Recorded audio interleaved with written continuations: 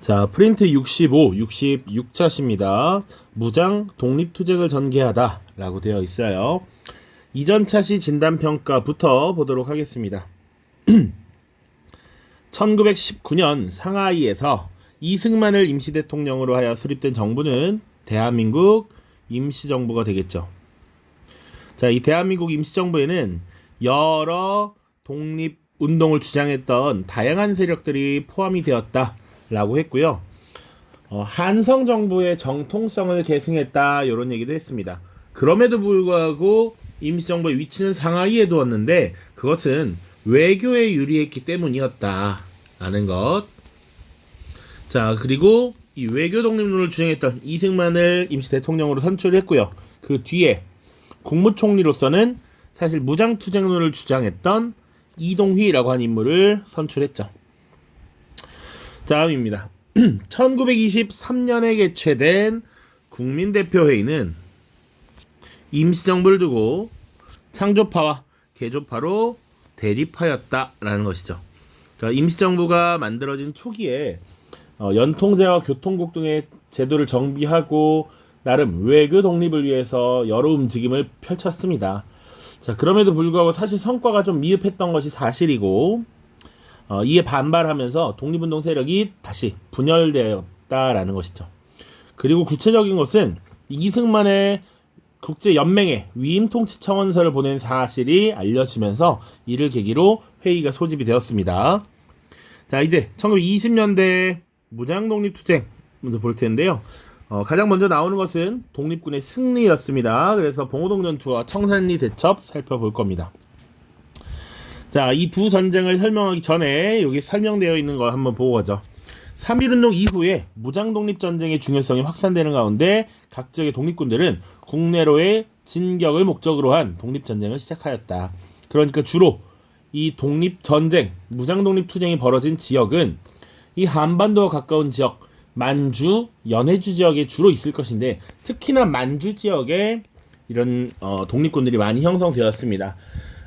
만주 지역은 특히나 원래는 중국 땅이었고요. 지금도 물론 중국 땅이지만 중국에서는 신해혁명 이후에 청나라 왕조가 무너지고 나서 이 지역을 제대로 통제하지 못하는 모습이 나타납니다. 그러니까 군벌 세력에 의해서 국가가 분열되어 있는 상태인데 이 군벌이 이 지역을 제대로 통제하지 못하기 때문에 오히려 이곳에서 군 부대를 양성하고 훈련하고 전투를 벌이는데 용이했다라는 것.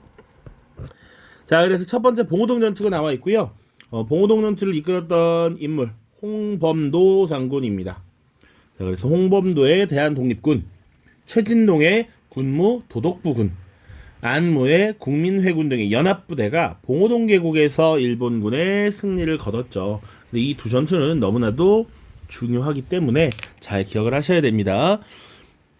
자, 그 다음 자, 이 봉오동 전투의 승리 이후에 일본군이 화가 단단히 났습니다. 그래서 이 만주에 있는 독립군을 무찌르기 위해 일본군을 만주에 파견하려고 하죠. 자, 그런데 공식적으로 어쨌거나 중국의 땅이기 때문에 일본 군대가 남의 나라 영토에 명분도 없이 그냥 들어간다는 건 말이 되지 않는다. 그래서 중국의 마적을 매수해서 한 사건을 조작하게 되죠. 바로 훈춘 사건이고요. 이 훈춘 사건은 훈춘 지역에 일본 영사관이 있었는데 중국 마적단을 매수해서 영사관을 습격하게 하는 겁니다. 그렇게 하고서는 저 한국의 독립군 세력들이 우리를 공격했으니 우리도 응징해야 된다. 우리가 나서야 한다. 라고 해서 일본 군대를 만주 지역으로 파견하는 것이다. 그래서 여기 훈춘 사건 조작 나와 있죠. 일본군의 만주 진출 그리고 독립군을 공격했고요. 북로군 정서와 대한독립군 등의 연합부대가 청산리 일대에서 일본군을 대파했고 우리 독립전쟁사에서 가장 큰 승리를 거두었다. 1300명을 사상시켰다라는 기록도 있고요. 3000명이다 이런 기록도 있습니다. 조금 더 하자면 북로군 정서를 이끌었던 인물 바로 김좌진 장군이 있고요. 자, 그리고 대한독립군을 이끌었던 것 아까 누구? 홍범도 장군입니다. 연합부대가 대규모의 승리를 거두었다. 자, 이렇게 봉오동과 청산리에서 패배를 맛본 일본군은 이 독립군을 싹을 잘라 놓아야겠다라는 생각을 했습니다. 그래서 독립군이 시련을 겪게 되는데요. 바로 이 한국 독립군들의 근거지였던 간도 지역을 쑥대밭으로 만들어 놓습니다. 그것이 바로 간도 참변이었다. 1920년에 발생한 사건입니다. 여전히 독립군의 지지 기반 파괴를 위해서 간도 지역의 한인들을 학살하고 마을을 불태웠던 사건. 이 해가 경신년이어서 경신참변이라고도 부릅니다. 자, 그리고 사실은 이 간도 참변으로 지지 기반을 어느 정도 잃은 독립군들은 결국 간도 지역을 떠날 수밖에 없었습니다. 자, 그래서 이동을 해서 북만주의 미산이라고 하는 곳에 집결을 하게 되고요. 자, 러시아 지역으로 이동을 했습니다. 왜 러시아느냐? 러시아인 이유는 당시 러시아 혁명 이후 러시아의 정권을 잡고 있었던 레닌이 약소민족의 독립운동을 지원한다라고 했단 말이죠. 그러니까 우리를 잘 받아줄 거야, 우리를 도와줄 거야 라고 생각을 했던 것입니다. 자, 그래서 이 러시아로 이동하는 과정 중에서 독립군이 통합되어서 만든 독립군 통합부대가 있습니다. 바로 대한 독립군단이라고 하는 부대였고요. 자, 이 부대를 이끌었던 총재가 서일이라는 인물입니다. 서일. 자, 그리고 자유시로 이동을 하게 되는데 사실은 계획했던 것과는 좀 다른 상황이 펼쳐지게 됩니다. 이 독립군들을 적극적으로 지원해준다 이런 모습이 보이지 않았고요. 그래서 독립군의 일부는 만주 지역으로 다시 돌아가기도 합니다. 자, 그리고 자유시에서 우리 독립군의 지휘권을 두고 내부 분쟁이 발생을 해요. 그것들이 서로 이제 또 문제가 되었고, 하나는 러시아 자체도 아직 여전히 내전 중에 있었습니다. 그래서 흔히 사회주의 혁명군이라고 하는 적군 볼셰비키가 있고요. 반대는 이제 맨셰비키라고 하는데, 이 적군에 의해서 강제로 무장 해제되면 이런 일이 발생하고 그거는 충돌이 있어서 희생을 당했죠. 그러니까 러시아 적군의 입장에서도 본인들이 내전 중이고, 이들이 사실은 본인들이 싸우고 있는 맨셰비키의 스파이 적군일 수도 있다 이렇게 판단을 했다라는 겁니다. 그래서 무장 해제를 요구했는데 우리 입장에서는 또 무장 해제를 하는 것이 선뜻 받아들일 수 없는 선택지였기 때문에 이런 불상사가 발생했다. 간도 참변과 자유시 참변, 독립군의 시련이고요. 자, 그래서 사실 독립군 세력이 많이 약화되고 뿔뿔이 흩어지게 됩니다. 그러다가 재정비하는 시기가 나타납니다. 1924년, 25년, 26년 정도가 되면 이제 독립군 세력이 재정비하게 되는데 세 개의 기구로 정리가 되죠. 그래서 참의부, 정의부, 신민부, 참정신의 3부로 정리가 됩니다. 각각 지역과 특징들이 정리되어 있으니까 한번 읽어보시고요.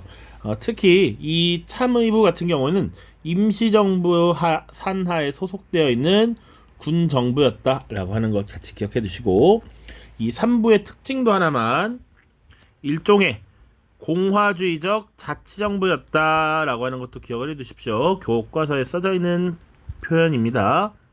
그러니까 우리 동포들로부터 세금을 걷어서 그 지역을 관리하고 운영하는 민정조직도 갖추고 있었고, 이와 함께 독립군 조직도 갖추고 있었습니다. 그래서 민정조직과 군정조직을 갖춘 공화주의적 자치정부다. 이렇게 키워드를 정리해 두십시오.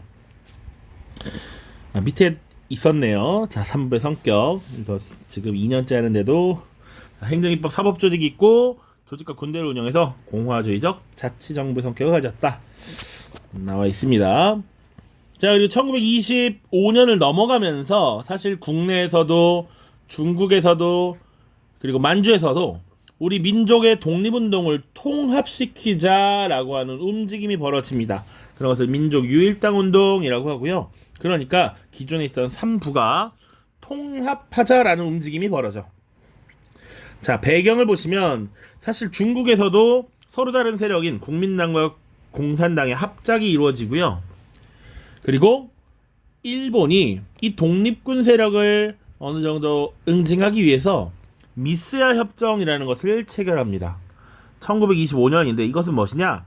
미스야는 사람 이름인데 총독부에 경찰을 총괄하는 경무국장이 있습니다. 이 미스야와 이 중국 만주 지역의 군벌과 맺은 협약이에요. 그래서 이 중국 군벌이 독립군을 잡아서 일본에게 갖다 주면 일종의 포상금을 주겠다라고 하는 것이었죠. 그러니까 독립군의 활동 범위가 위축될 수밖에 없었다라는 거야. 그러니 우리가 나뉘어서 서로 다르게 행동할 것이 아니라 하나로 뭉쳐서 정보를 공유하고 제대로 대응을 해야겠다라는 것이죠. 자, 그래서 3부 통합운동이 전개되는데 보시면 베이징, 중국의 수도였던 베이징에서도 독립운동을 하는 세력들이 있었습니다.